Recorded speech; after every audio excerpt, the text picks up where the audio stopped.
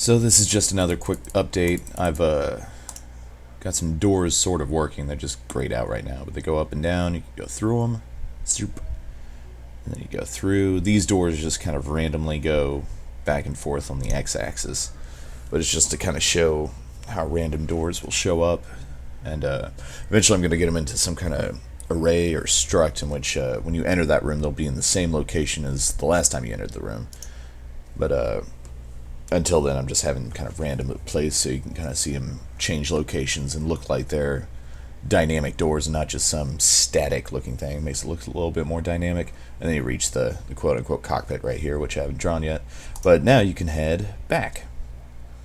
Previously, the previous version I was testing, you could only go forward, which was the original idea, and if you ever go back, you'd leave the ship. But I found that to be stupid because it's a ship. Why would you just suddenly leave everything behind? Why wouldn't you? It's an exploring game, you know. It's supposed to be, you're supposed to be exploring everything. So I scrapped that idea for a much more plausible idea of being able to go back and forth throughout the ship and exploring it as long as you want to. But of course, there being dangers every once in a while. If there's no oxygen in the place, and you have to wear your helmets, and you'll have a limited supply of oxygen, and that sort of thing. So basically, the doors on the side are going to be rooms. They're not always going to be there. This is the foreground door, which is why it's kind of oddly like darker and kind of not quote unquote not as detailed as this door, but they're both, none of the doors are detailed right now.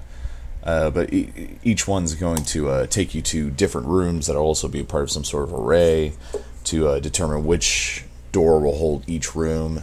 There's a minimum amount of rooms that you need. The four that I could figure that I would definitely need is a mess hall so you can eat, a barracks to sleep, a bathroom to go to the bathroom, and an engine room to make the ship go forward. Everything else like reactor cores, armories, chapels, infirmaries, life support systems, those can kind of be justified by just saying the ship's so small it doesn't need an entire room to support a life support system. It's small enough to have, a small console like this thing right here could be a life support system, this little box, because the ship's so freaking small. But on bigger ships, it's going to need that, but that'll just be random. After the four basics, it's just going to kind of have random rooms, depending on what needs to be there. A few others, I know a lab was going to be a part of it. I don't know. I had the list somewhere. I forgot where it was. Maybe this is it right here. Infirmary, cargo hold, armory, lab, holodeck, life support, reactor, and chapel are the random rooms I have right now. I'll probably add more. And maybe have like duplicate rooms if the ship is big enough. But I don't know. I wasn't paying attention. Did this, was it always 4? I might have to fix that for a second, because I think it was only at 2.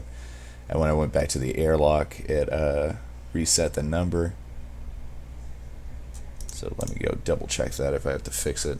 Oh, and then also this is just, these two numbers just show the X and Y of this guy when he's walking, but since I'm using the doors, it's not doing that right. But you can see, and for a minute I was kind of worried that this door was, if it was over this door, it was going to look strange. I mean, if they're too close together, they'll like overlap perfectly, so I might actually make this front door a little bit wider, just in case it actually lines up. It will never actually, like the lines of this edge, they're both the same width, so the lines might actually like line up perfectly and just look odd.